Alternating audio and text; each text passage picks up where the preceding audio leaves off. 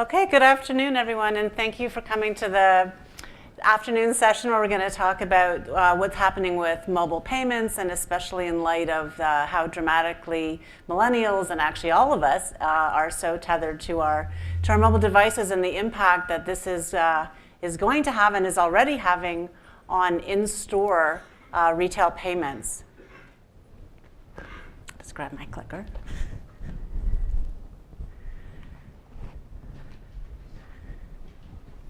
So when we look at a lot of the research, we see that, when you're in a physical retail store, one of the worst parts of the experience is standing in line waiting to pay, because frankly, we're not called payers, we're called shoppers.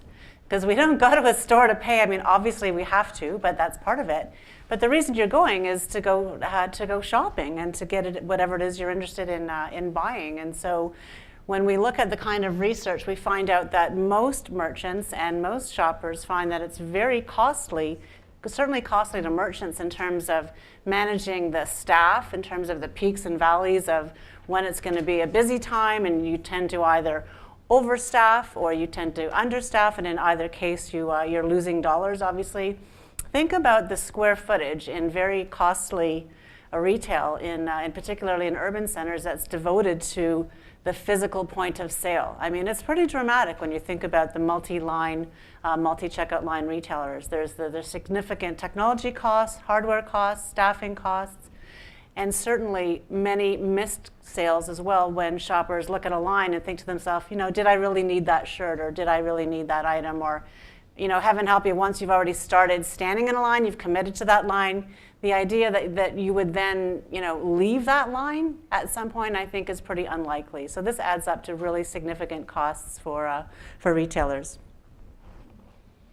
And it's not really a surprise to any of us if we've all been reading the news, just in terms of how important mobile is in the in-store environment. And you think about it, I mean, again, all of us probably are here today with our mobile phones not too far away. I mean, mine's about 5 feet away. That's about as far as I will let mine go. And we really are completely connected to our devices, as the functionality of those devices has only continued to increase and increase over time. And certainly I'm sure we're all familiar with the statistics that after you leave your home, if in 15 minutes you're going to notice if you've left your phone, but you may not have noticed that you left your wallet. So it's something that we're constantly turning to many times during the day. And you look at any retail store, shoppers are holding many times their mobile phones when they're in the physical store. And this is really a tide that is not going to change. And there's a huge opportunity to be able to use those mobile devices really effectively for retail payments. And the technology is already there, as we'll see. It's just how are we going to deploy it in the best possible way. In a Deloitte study recently, the shoppers were asked 3 different choices about, three different choices. That's the problem with using your own devices when you're, I told you, I'm 5 feet away from my phone, but not my watch. Shoppers were asked, given the choice of interacting with an associate, interacting with a self-service kiosk, or self-checking out, or doing any of these activities, on their own mobile device, what would they prefer? And I don't know if we've all just become so used to doing things for ourselves, and maybe because the mobile phone itself has become so much more powerful, pretty overwhelmingly for all of these different categories, the answer was the same. I mean, choice number 1 was just let me do it myself. I mean, I don't know about you, but I don't know if sometimes you'd stand in a line and the person in front of you is, they're fishing in their handbag for their paper coupon, or they're looking for their card, or they can't remember, and they forgot something else, they want to go, and you're like, let me just do this by myself. It's so much simpler to do that, and certainly the research is backing that up. And I think that's pretty powerful when we think about it, because it's very much unmet demand, because these kinds of things are not fully in place yet, and yet the demand from shoppers is there, and the pain from merchants who are experiencing the cost of having this kind of existing system in place is there as well. For almost the beginning of time in the physical retail world, we have 2 major things that are going on. First, we shop, and then we pay. And what's been in between for almost forever is a line. And the line itself obviously performs no useful function whatsoever. I mean, it's really It's a distraction, it's a waste of time. I think also when you think about how used to we are getting sort of instant gratification. It's kind of like the Snapchat world, the Instagram world. I want my feedback immediately, right now, and I don't want to. I want to be continually doing some activity, not pausing and standing and waiting in line. And by the way, if I want to pause and reflect, I don't think it's in a retail store standing in line. It's that's going to be a different time for that kind of reflection rather than waiting in a line. And so what we really are thinking about is bringing the joy and the shopping back, and the interest in actually shopping, and bringing some of these things back into the physical world is going to do retailers and shoppers much better. If you look at what the sort of traditional way of retail payments, and I'm going to emphasize a little bit more here on the more recent developments in the US, with their only very recently moving from a typical swipe transaction to a chip transaction, although even in that case, I spent a fair bit of time in the US, and I think that I've had almost every different interaction has been different.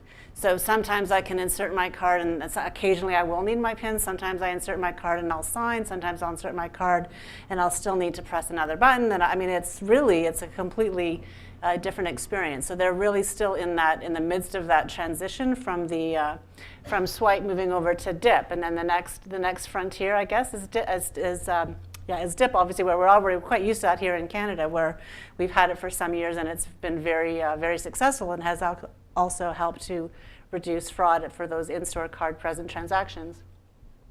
And then next from that and following on, again, Canada is a great market for this, where tapping, and whether you're tapping your phone or your card, that also has had some great success and traction. And then the next frontier beyond that is app. And we're going to talk about each of these kind of a little bit more in turn, and where the payment is moving from the terminal to the cloud. And I want to show a couple of examples too here, because even within swipe, and more so in the US, it's not yet here in Canada, but there's an application called Samsung Pay. Many of you probably are familiar with it, which was based on the original technology created by a company called Loop Pay that was then acquired by Samsung to embed it into their devices. So to be able to use the phone as an emulation of the mag stripe, so that it interacts with that terminal that may not be turned on yet for NFC and EMV type transactions. It may only, and again in the United States, that's actually quite much more prevalent. So this was really a clever way of piggybacking a modern phone, but using an old school technology. So I would argue strongly that this is very much effective in the short term. But as those terminals in the US switch over more and more to EMV NFC compatible type devices, then this will become less important. But in this sort of year of 2016, it's been, I think, a useful. But of course, and then also, obviously, we're all quite familiar with the swipe function of that. But there's some issues with those transactions too, because obviously any swipe transaction, whether it's using Samsung Pay or whether you're just swiping your plastic card, you still need the payment terminal hardware, you still need a cashier, you still need someone to build your cart for you, that then you make your payment, and you still need the space devoted to the point of sale. And so next after that, we have where you can tap. And tap, obviously, there's some great recent examples here. Now, finally, we have Apple Pay available in Canada, and of course in the US, there's Android Pay, Samsung Pay, as I just mentioned, and of course the Apple Watch, and a couple of other wearables where you can use your wearable device or your mobile device to interact with a NFC-capable terminal that you can then make your payment at the point of sale. But again, I would argue that that is a great enhancement to the way it's working today, and certainly to either the swipe or the dip. But the tap is something where you still require a cashier, you still require a payment terminal, you still require the space dedicated to the point of sale, you still have to wait in line. But yes, it is a little bit faster. So this is sort of, we're moving along this road. And there's some examples there. And then the next frontier, after you're swiping and dipping and tapping, now we can app.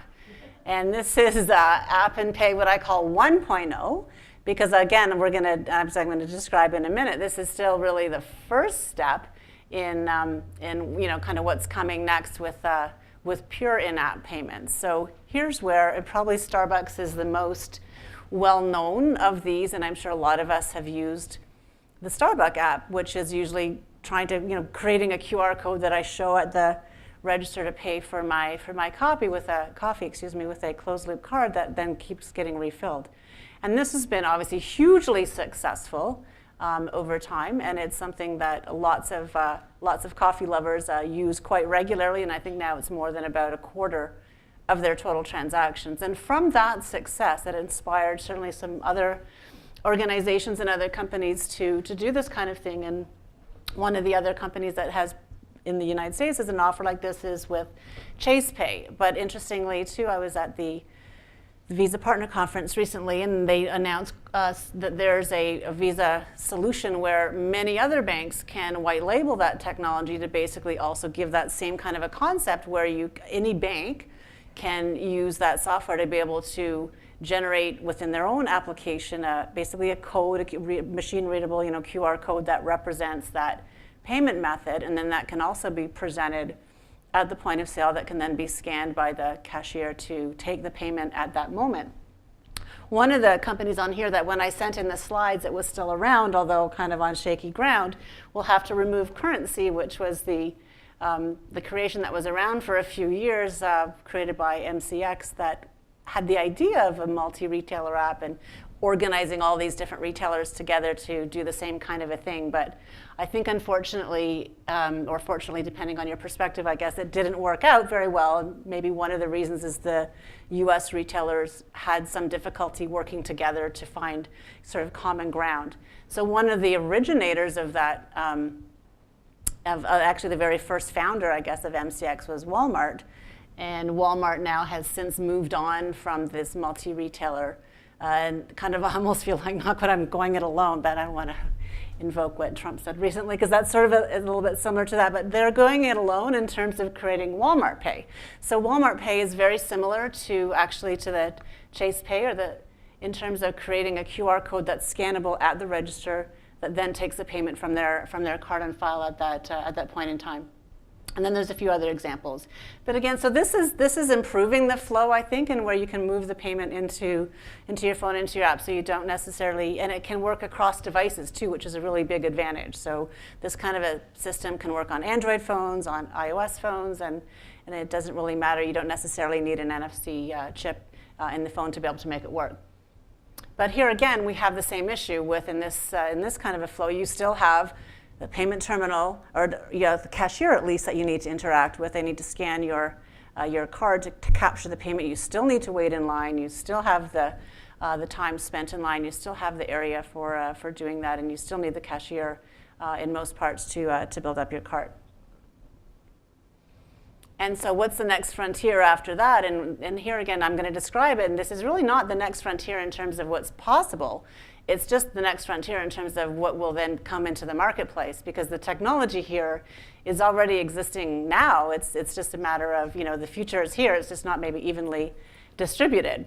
And there's a couple of examples, and I think it's not really that surprising that some of the examples of companies who are employing, at least two of them, that are employing this kind of a flow that is really portending things coming forward. So the idea is that you could use a mobile device to build your own cart in the aisle, that you would scan the item you want to buy, you would pay on your own phone in-app, and then you've completely finished the transaction at that point. And one of the first companies to deploy a system like that was Apple.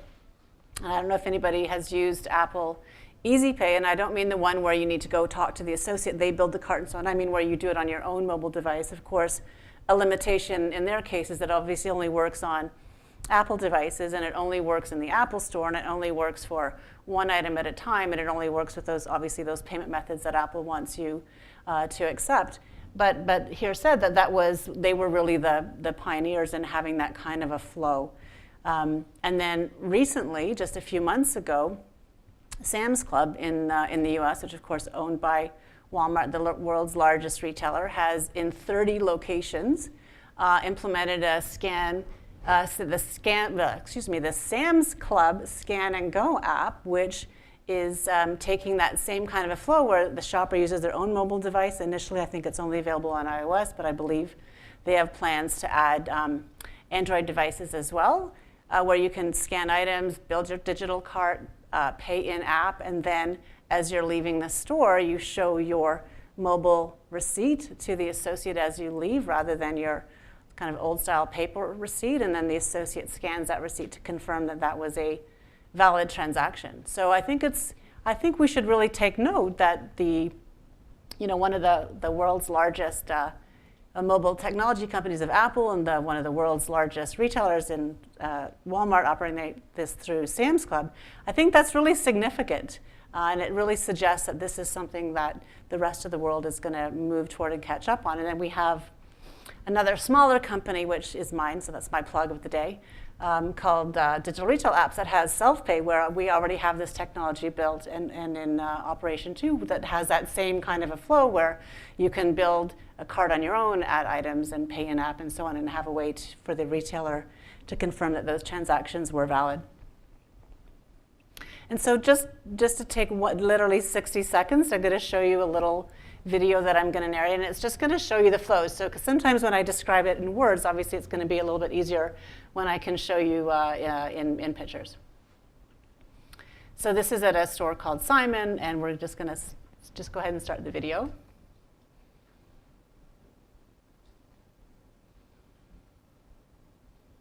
So here's where if you come to Simon, accept self-pay, you get a lock screen notification either to your watch or to your phone. And that's going to indicate that your shopper's phone should open up to this store in this example case called Simon. And here we're going to scan actually a picture of a barcode showing an Oreo's cookies product and adding that to your cart. You can scan digital codes, you can scan printed barcodes, you can scan items obviously on the cart as well. They're scanning a Tide laundry detergent. You've got all of your items into your cart, and then it's time to pay. So there can be a number of different ways. This is the thing too, you can include many different mobile wallets. Here's an example of using Apple Pay, where once you've got a card on file, it's already available to the app developer, and then you can have your digital receipt. And of course now you need to leave the store and be sure that you're seen as a loyal shopper, not a shoplifter. So you have the companion associate app that's going to verify that that was a valid transaction. So the associate would just scan your receipt,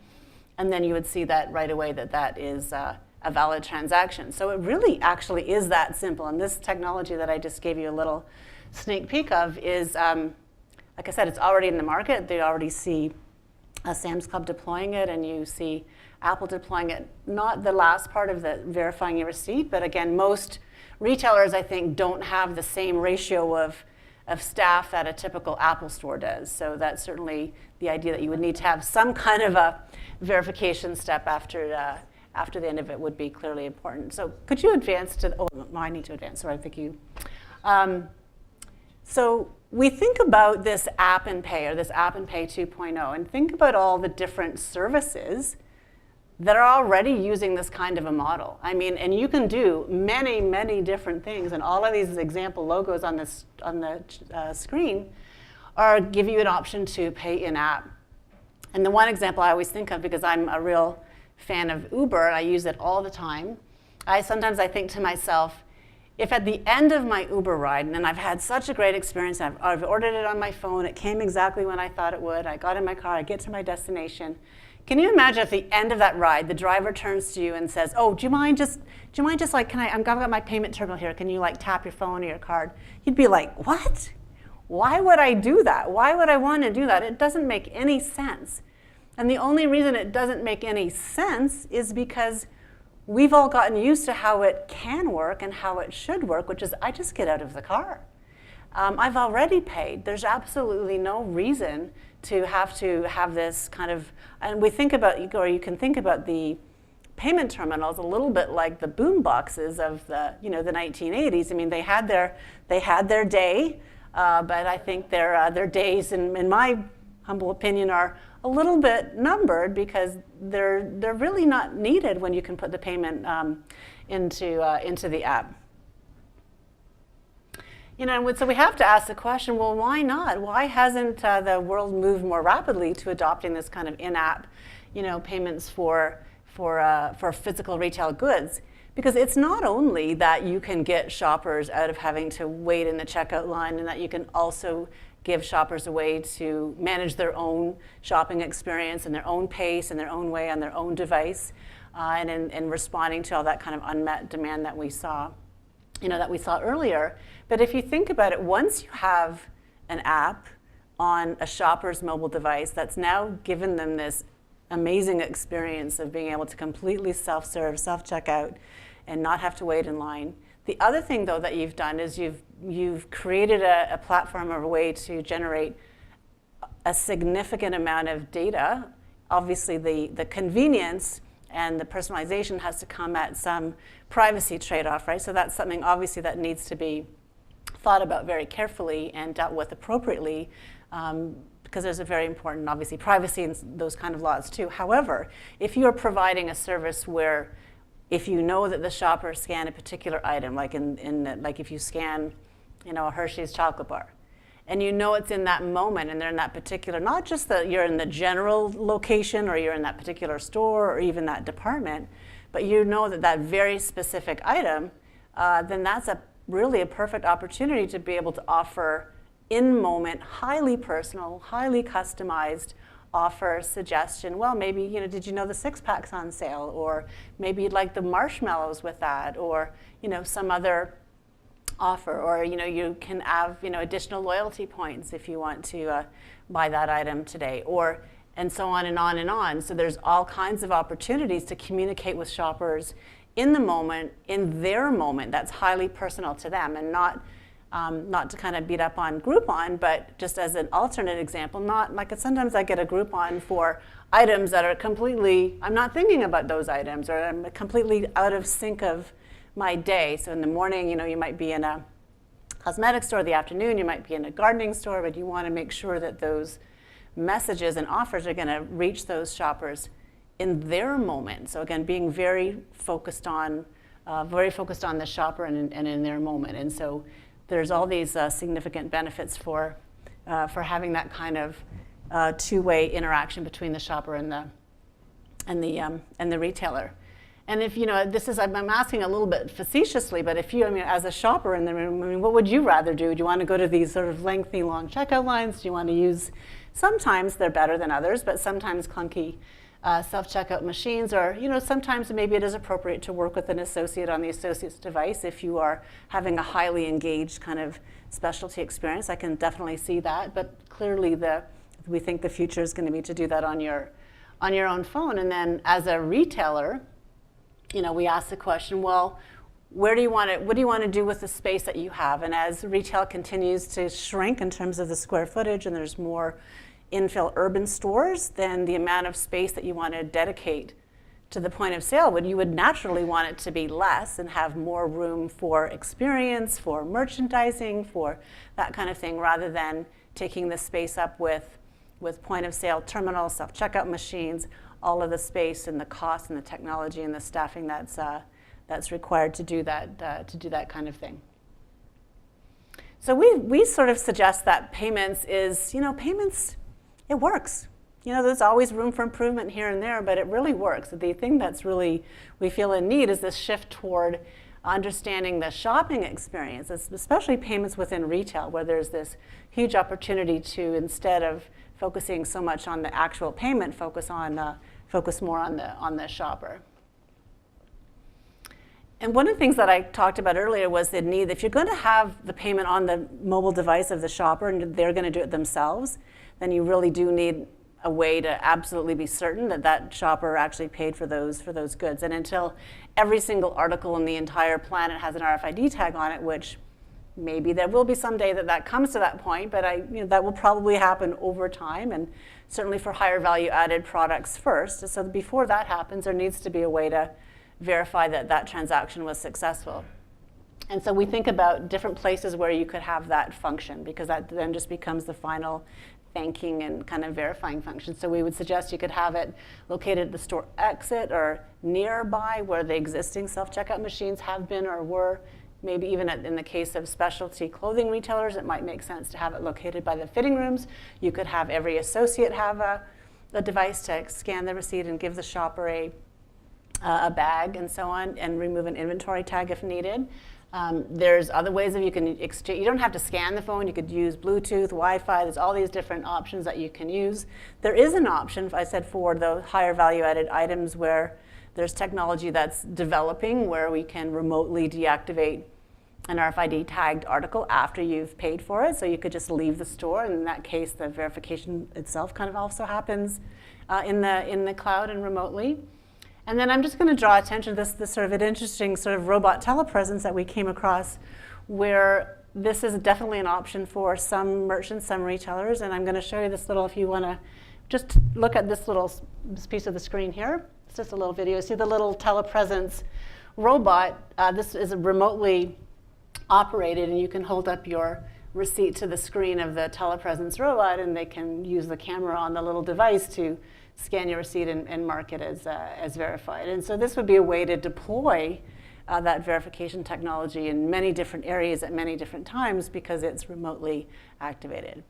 And my point is that there's just so many different ways and places. There's not kind of a one-size-fits-all. There's lots of different ways that you can deploy this kind of technology because it is going to be needed to have some way to confirm that those in-app purchases were successful. And just before I take questions, I always wrap it up with this quote, which we definitely have a great relationship with Apple, and we certainly feel very strongly the same way that, in the long arc of time, it's really your shoppers that have to love you, and that's really going to separate the really excellent companies from maybe the not so. And we think that the focus on shopping and the focus on the shopper will really help differentiate those experiences and have it where that's where you're going to have moving in-app payments is going to be able to really have that dramatic improved effect. So thank you for that. And I want to ask, just to open it up, first of all, if there's any questions on what I discussed? Yes? Yeah, one of the issues that we constantly face in the payments world is that we don't tend to kill off legacy when we move to new environments. So we produce brand new products that solve problems, but we're still stuck with the same old, same old. So you showed that in a retail environment, it can get rid of self-pay, it can get rid of cash registers. Yes. But how do you deal with the democratization that enables this to remain accessible to all types of customers that shops are addressing? Which is the same problem we face in payments. We have to make sure that everybody can access the payment system. Yes. This seems to be a little more exclusive rather than inclusive. Well, it's a good question, and I think we definitely think about the bridge to the future, and you can't. That was the bridge. Someone going over the bridge. The bridge to the future, where you can't just supplant all existing flows with only one thing. And you think about even today, there's multiple things that I can do, and I'll take maybe I'll take the Sam's Club as an example. So because they have a couple of different options of doing this. So you in a Sam's Club, just as an example, right now, you can go and absolutely traditional, collect your items, put them in your cart, wait in line, have the cashier scan them and pay. I'm not sure if they actually take cash, but maybe that was a bad example on the cash side, but you can pay in many different ways that you want to pay. But you can also do this alternate method, and in other stores, certainly, in Loblaws, in Home Depot, and many other places where they have self-checkout machines, they also have an option where you could stand in line and have the cashier do it. You also have an option where you can use the machine to do it. So what we see is that this will be an evolution, not just, you can't just sort of snap your fingers and instantly all things will move in this direction, but you can certainly reduce the requirement to have, if you have a 10-lane retailer, maybe that can go down to 8, and then over time, maybe you end up with having only, maybe 2 or 3, whatever, it is going to kind of make sense. But you do need to have complementary. But even though some of those retailers too, you can also, there's click and collect, where, Loblaws recently has a great system that's many of other retailers have used this as well, where you buy your items beforehand and then you show up and you collect your items when you're already at the store. There's other options. Target introduced a couple of years ago. I can go into a Target store and scan the Christmas toys I want to buy for my child and have them, even though I'm in the physical store, and have them sent. So I think what's happening is there's just so many more options and choices, and it is more complex for the retailers and the payment system to manage, but that's really the mobile phone really is a big part of driving that change and that variety of experiences. Second question, the payment rails that you use in that system. Yes. Of course, one of the biggest gripes of retailers is that the card system is very, very expensive. So does this move away from the cards model, or does it still use cards as its primary payment method? So as it works today, and as I can speak to my particular case, and again, by the way, I think that a lot of innovation can happen more rapidly when you collaborate and work with partners rather than just completely trying to upend the system. But how we make that work is we work with the existing payment gateways. So in North America, we work with Beanstream. In the UK, we work with WorldPay. For Apple Pay, we work with Stripe. And for PayPal, we have a direct integration. We offer on Android a Visa checkout possibility in-app through TD Merchant Services, also part of Beanstream. And what that allows is a small company like the one that I have to be able to have this technology made available to large retailers, to shoppers where they're going to use those existing rails. But it's also a way that once you've provisioned and this is really important, I think. This is a huge insight in terms of all the different wallets that are emerging and why it's such a big race to get your share of the wallet, which whoever mobile payment provider that you are, because once you've provisioned a card to Android Pay, or once I've provisioned a card to Apple Pay or Visa Checkout or PayPal or Chase Pay or Walmart Pay or whatever, once I've provisioned my card, it's most likely that that's going to kind of keep that priority position in that, not only in that wallet, but then that wallet within all the range of wallets. So I think that it's something that is really critical, actually. And that's why you see all the largest companies in the planet, competing over who's going to be in my wallet, which mobile wallet is going to win. But I would like to believe that the market, also in the long arc of time, will rationalize itself, because as we move more and more transactions to a digital format instead of physical format, that those transactions will be more efficient. And I think that and we would certainly advocate for this, even again being a small voice, a small company, but we advocate very strongly toward, and there's not just ourselves, there's many voices here too, but around the switch from the traditional card present and card not present rates is very much legacy thinking and legacy structure, but it made perfect sense at the time when you really only had two options. You had in-store and online. And actually that division, when online was really nascent, it was a totally separate organization, completely separate systems. It was a card not present. I mean, a lot of the fraud came from someone in another part of the world, whether it was Russia or China, using your 16 digits to create a transaction. Well, that's obviously huge problems and continues to have huge problems. There's lots of things that companies try to do to mitigate against that.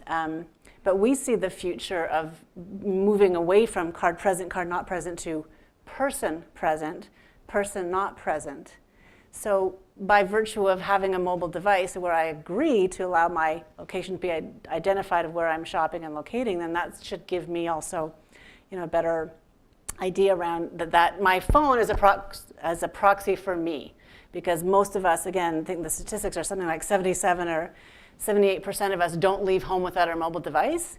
And if you can marry location awareness of where that device is, compare that to where the retailer is, and use biometric authentication to prove that it's you using that device, then I suggest that should be a person present transaction. Then that starts to become a larger share of the pie, and then I think that's where you've got a little bit more answer to the question of, what are the reasonable economics of the different parties in taking an appropriate share of performing those transactions. Where I'm working in the European market, card on mobile, which is Apple Pay, Samsung Pay, is old thinking. There we are working direct to bank on mobile. So the money comes direct out of the bank account. There is no card intermediary. So the theory of person present, person not present, card not present is gone. So I'm seeing a really lovely front end, but the payment rails that are being used at the back end are still fundamentally costly and will be an inhibitor to this being well adopted, because it doesn't bring a new cost relief for the merchants that it needs to be deployed at. It's only a queue is focused on Yes. a lovely system to get through the checkouts idea. Yeah. But from a payment perspective, it's not bringing something new to the table there.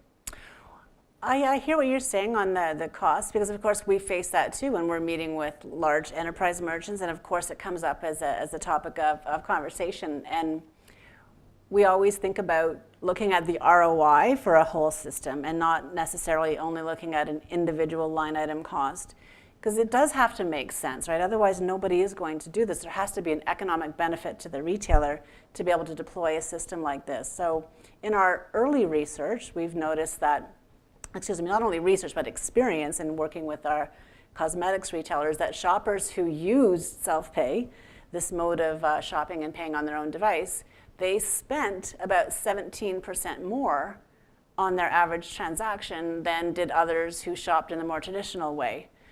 And I think that that's something that, when you talk about, well, maybe it would cost me an extra 50 basis points, so on and so forth. I don't know, as a retailer, I think I'd rather get that 17% higher cart size. And I think that that's definitely something that needs to be proven on a wider, broader scale to see that do those numbers really hold up. And it's something where most likely it's going to be your loyal shoppers. And think about it. You can spend time waiting in line, or you can spend time shopping. And one of the other observations, it's just sort of human nature, you think about it. So if I'm in a store, I may actually spend more time shopping if I get to choose, because I'm the shopper and I can browse and I can assess when I want to leave that store, and maybe I have to go to a meeting or I need to go to some other appointment, as opposed to the retailer forcing me to try to guess how long I have to spend in that line. So let's use Staples as an example, and I'm just running out, it's at lunch, and I need a extra charger or whatever it is. I'm going to go and get that charger and run to the line and get in that line to pay. And then if out of the corner of my eye I see, ink's on sale. But then I'm thinking, oh, look behind me, there's even like 2 or 3 people. No chance I'm going to get out of that line and then go. So there's a lot of psychology, and those retailers right now, they have no idea how many sales they're missing for that shopper going, you know what, or you're maybe more so on women shopping. We like to spend money on clothes, and it's not always a mandatory thing like my ink or my connector. And if the line is really long and I'm holding the items in my arm, I'm thinking, it's just giving me pause to think about, do I really need another pair of black pants? I don't know, maybe I do. But if the line is long, I mean, who hasn't, the women in the room, who hasn't done that? Like, forget it. So I think you got to look at both sides. Okay. No, I see the merits, but working with retailers, they do tend to say, yes, we'll look at the macro picture. Yes. Completely agree that this transforms the experience, and it's really positive. I can see how you're saying it's increasing the basket size. But retailers do look at the line items. So a bank, you go make a proposition to them, they'll talk about what's the overall benefit of this.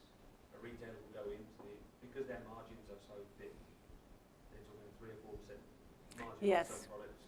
So 50 cents on a transaction will make a massive difference to their business case and make it stack up.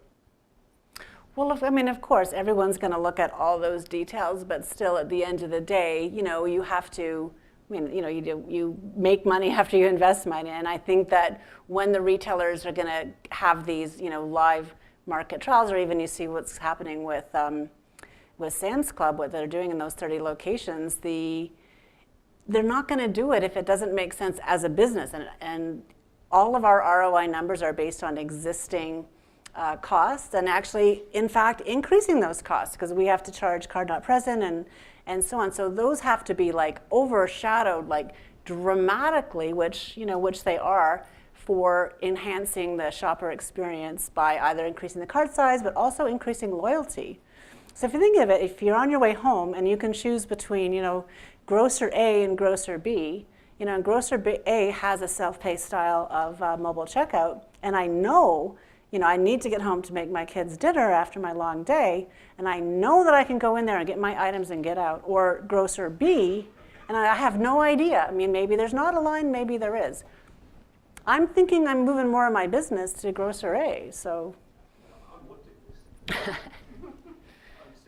Yeah, yeah, no, sure, no, yeah, go ahead. I just want to chime in. I work for Loblaw and Shoppers, but I'm on the bank side, it's financial.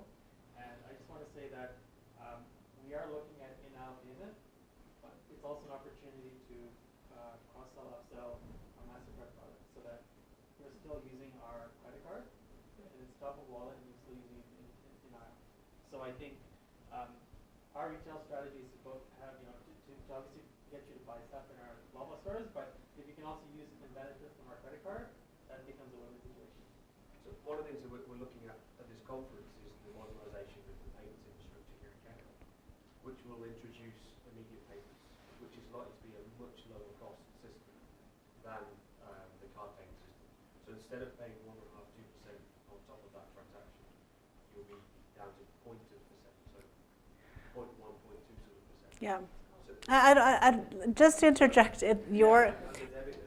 don't forget your shoppers in the equation. I mean, and just to put a little bit of, cast a little bit of, whatever shadow on currency and MCX, that was cooked up by mostly the treasurers of those companies who understandably are concerned about the financial cost and the bottom line and so on, the cost of what they're responsible for. But I would suggest that you can't cut off choice to shoppers and consumers who do want to use their Visa, their MasterCard, their American Express card.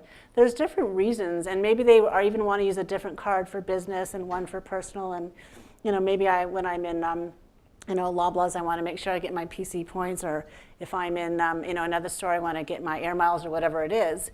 I think that we can't only focus on efficiency, although not to say that that's not an important factor, but you really have to, and I go back to the Tim Cook quote, you really need to understand what does your shopper value, and can you provide that to them in a way that gives them lots of choice, but still gives you a healthy bottom line, which obviously this is never going to work if that wouldn't actually come out, and give them choice, so give them that alternate of what you're talking about, as well. So for lots of shoppers, maybe that's what they would choose as well. So we think it's all about choice. Any other questions? Yes? When do you think cash will become obsolete? Well, it's going to take some time. I mean, there's still quite a bit of cash in circulation. But if you look at the rate of change, and even going from, feature phones to smartphones, I mean, that's been dramatic. It's going to take some time, but I think there's going to be some retailers. There already are some retailers in Europe and other places where, cash is not accepted here. But you have to think about what's the roadmap depending on what your wares are, like how to have those different kinds of options. But it's definitely coming, and it's much safer. It's much more protected to be able to have these and actually more convenient too.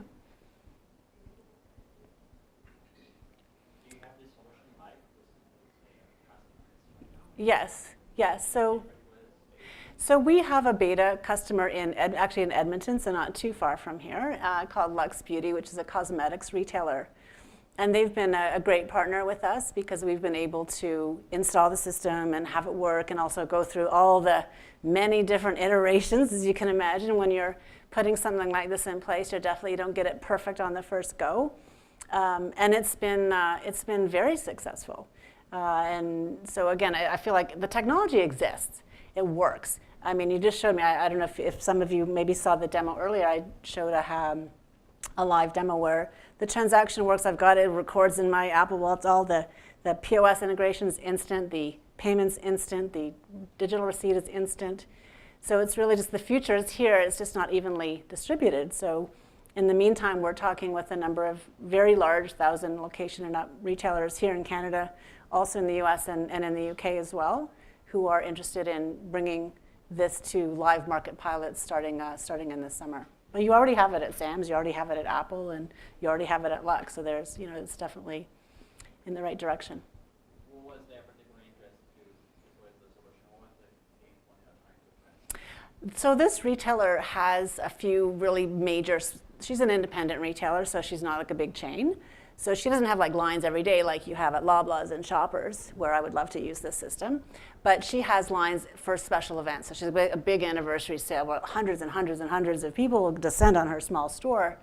And she wanted to be able to offer a solution that was going to give her shoppers the opportunity to self-checkout on those busy days. And the other interesting observation from that experience was the shoppers who downloaded the app and used it, 80% of them used it on the day of this big anniversary sale.